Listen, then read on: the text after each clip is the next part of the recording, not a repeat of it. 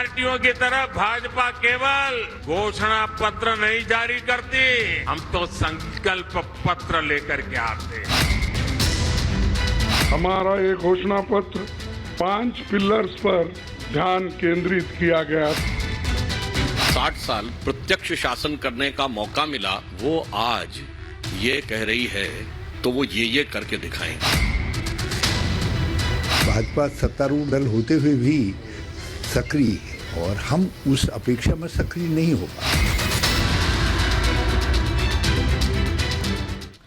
नमस्कार, मैं हूं आपके साथ हिमानी नैथानी। शाम के 5 बजने को हैं और हम लेकर हाजिर हैं अपनी खास पेशकश 5 का प्रहार, जिसमें आज मैं बात कर रही हूं कि किस तरह से कांग्रेस की बत्ती गुल होती जा रही है और बीजेपी हाउसफुल होती जा रही है। जी हां, लोकसभा चुनावों से पहले कांग्रेस में भागम भाग की स्थिति मची हुई है, वो खाली हो रही है और बीजेपी में शो हाउसफुल चल रहा है। कांग्रेस के ज्यादातर नेता पार्टी छोड़कर बीजेपी का रुख कर रहे हैं। इनमें सबसे ताजा नाम कांग्रेस के तेज तर्रार प्रवक्ता गौरव वल्लभ का है, जिन्होंने बीजेपी का दामन थामा। उससे एक दिन पहले ही बॉक्सर विजेंद्र सिंह ने भी कांग्रेस को छोड़कर बीजेपी के साथ जाना पसंद किया। संजय निरुपम का तो आपको पता ही है कि किस तरह से बड़े और गंभीर आरोप उन्होंने लगाए, और आरोपों का ये दौर यहीं खत्म नहीं होता है। अब इसमें एक नया नाम शामिल होता है और वो है पूर्व मुख्यमंत्री हरीश रावत का, जो कांग्रेस को आलसी कह रहे हैं, सुस्त बता रहे हैं। उनका कहना है कि कांग्रेस में सत्ता की भूख ही नहीं है। आज बीजेपी ने हमारा स्थान ले लिया है, हम जब तक सत्ता की भूख अपने अंदर पैदा नहीं करेंगे, हमारा स्थान बीजेपी ने ले लिया। हर स्तर पर ले लिया है, सिर्फ राष्ट्रीय स्तर पर ही नहीं, राज्य स्तर पर, ग्राम स्तर पर उनके कार्यकर्ताओं ने हमारा काम ले लिया है। जब तक हम उन्हें उस काम से अलग नहीं करेंगे, तब तक हम कैसे अपने गांव के जिले के नेता हो पाएंगे। ये बड़ी बात है जो हरीश रावत कह रहे हैं। कैंपेनिंग कर रहे हैं आजकल वो अपने बेटे के लिए इधर, इसलिए उन्होंने कहा कि भूख को पैदा करने के लिए हमारे गठबंधन के साथी हैं, वो मेहनत तो कर रहे हैं। और ये सिर्फ ये नेता ही नहीं, बल्कि एंटनी कमेटी की वो रिपोर्ट भी आपको याद दिलाती हूं, जिसमें कहा गया था कि धर्मनिरपेक्षता बनाम सांप्रदायिकता के मुद्दे पर चुनाव लड़ने से कांग्रेस को नुकसान हुआ है, क्योंकि जो ये नेता कांग्रेस छोड़कर गए हैं, उन्होंने सनातन के अपमान की भी बात कही है, जोर शोर से उस मुद्दे को उठाया है, जिससे उसकी पहचान अल्पसंख्यक समर्थक के रूप में बन गई थी, जिसके कारण बीजेपी को काफी चुनावी लाभ हुआ। कांग्रेस ये बात समझाने में भी विफल रही कि अल्पसंख्यक और बहुसंख्यक सांप्रदायिकता देश के लिए समान रूप से खतरनाक है। समिति ने यह भी कहा था कि पार्टी की अल्पसंख्यक तुष्टीकरण की नीति भी हानिकारक साबित हुई, जबकि मुस्लिम आरक्षण पर कुछ कांग्रेस के नेताओं के लगातार बयानों में बहुसंख्यक समुदाय को नाराज और कांग्रेस से अलग थलग कर दिया। एंटनी की रिपोर्ट में यह भी कहा गया था कि अल्पसंख्यक समुदाय ने भी कांग्रेस के इरादों पर संदेह किया। इतना सब सामने होने के बाद भी कांग्रेस आखिर क्यों नहीं समझ पा रही, या फिर उन्हीं के नेता की भाषा में अगर कहूं तो सुस्त है। उधर घोषणा पत्र जरूर जारी कर दिया जाता है, उसे न्याय पत्र का नाम दिया जाता है, लेकिन सवाल तो यह है कि क्या सिर्फ घोषणा पत्र को न्याय पत्र कह देने से 24 के चुनाव की तस्वीर बदल जाएगी। आज इसी पर कर रही हूं मैं 5 का प्रहार, इसी में कर रही हूं जो चुनाव की चर्चा है वो कर रही हूं, क्योंकि एक तरफ घोषणा पत्र जारी किया जाता है जिसे न्याय पत्र का नाम दिया गया है, और दूसरी तरफ प्रधानमंत्री नरेंद्र मोदी जब राजस्थान के चूरू में हुंकार भरते हैं, गरजते हैं, तो वो ये कहते हैं हम घोषणाएं नहीं करते, हम संकल्प लेते हैं, हम संकल्प लेते हैं, वो ये कह रहे हैं। अब हम आपको यहां पर बताते हैं घोषणा पत्र वर्सेस संकल्प पत्र।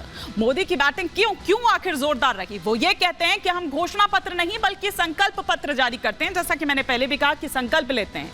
2019 के ज्यादातर संकल्प जो हैं वो पूरे हो चुके हैं, ये प्रधानमंत्री मोदी कह रहे हैं।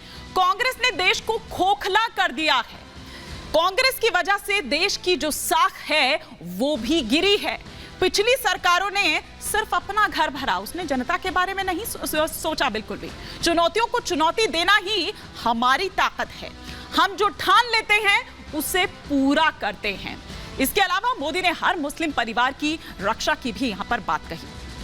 आज देश में मोदी की गारंटी की चर्चा क्यों हो रही है, ये भी गिनवाते हुए, ये भी कहते हुए वो नजर आए। तो ये वो तमाम बातें जो घोषणा पत्र वर्सेस संकल्प पत्र से निकलकर सामने आई है, इस पर हम करेंगे विस्तार से चर्चा। कई खास मेहमान हमारे साथ जुड़ेंगे, लेकिन पहले एक छोटी सी रिपोर्ट आपको दिखाते हैं।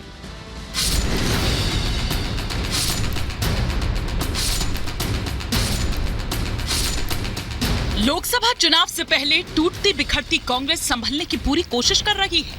आए दिन कांग्रेस को झटके पर झटका लग रहा है। अपने और अपनों के चक्कर में फंसी कांग्रेस पार्टी आईएनडीआईए की सबसे बड़ी पार्टी है और यही कारण है कि इनमें फूट भी सबसे ज्यादा और सबसे पहले हो रही है। हालांकि टूटती बिखरती कांग्रेस ने आज लोकसभा चुनाव के लिए घोषणा पत्र जारी कर दिया और उसका नाम न्याय पत्र दे दिया। भले ही कांग्रेस ने अपने न्याय पत्र में बड़े बड़े वादे कर दिए हों, लेकिन लोगों के दिल में कितनी जगह बना पाएंगे ये तो देखने वाली बात होगी।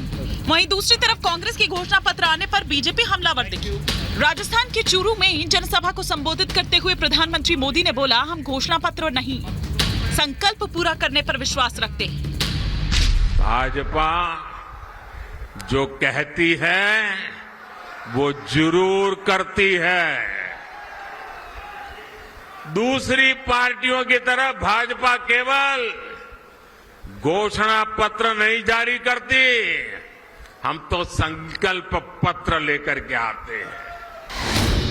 एक तरफ घोषणा पत्र बनाम संकल्प पत्र हो रहा है तो दूसरी तरफ कांग्रेस और आईएनडीआईए में आपसी तनातनी थमने का नाम नहीं ले रही। हाल ही में कांग्रेस में शामिल हुए पप्पू यादव को पूर्णिया से टिकट नहीं मिला तो पप्पू यादव ने निर्दलीय ही पर्चा भरकर कांग्रेस और आईएनडीआईए के खिलाफ मोर्चा खोल दिया। इतना ही नहीं, पप्पू इस दौरान काफी भावुक भी दिखे। 24 के रण में कांग्रेस की बिगड़ी स्थिति आप इससे भी समझिए। उत्तराखंड के पूर्व मुख्यमंत्री हरीश रावत ने कांग्रेस को सुस्त और आलसी बता दिया। भाजपा सत्तारूढ़ दल होते हुए भी सक्रिय है और हम उस अपेक्षा में सक्रिय नहीं हो पा रहे। हमको उनसे ज्यादा सक्रिय होना चाहिए क्योंकि हमको उनको अपने स्थान से हटाना है। जरा सोचिए, अगर पार्टी के दिग्गज नेता ही ऐसी बात करने लगेंगे तो पार्टी किस दिशा में जा रही है। कांग्रेस में तू चल में आया वाली स्थिति इस हद तक बनी है कि वो किसी से छिपी नहीं। और अब ऐसे में मध्य प्रदेश के पूर्व मंत्री और कमलनाथ के करीबी दीपक सक्सेना भी माना जा रहा है कि जल्द ही बीजेपी का दामन थाम सकते हैं। ऐसे में सवाल उठ रहे हैं कि चुनाव में बाकी है महज 14 दिन, लेकिन आईएनडीआईए में भागम भाग कब जाकर खत्म होगी। एक एक कर रूठ रहे दिग्गज, तो फिर अब क्या करेगी कांग्रेस। घोषणा पत्र को न्याय पत्र नाम देने से बन जाएगा काम। विजय रथ पर सवार मोदी को कैसे रोकेंगे विरोधी। Bureau report, Republic Bharat.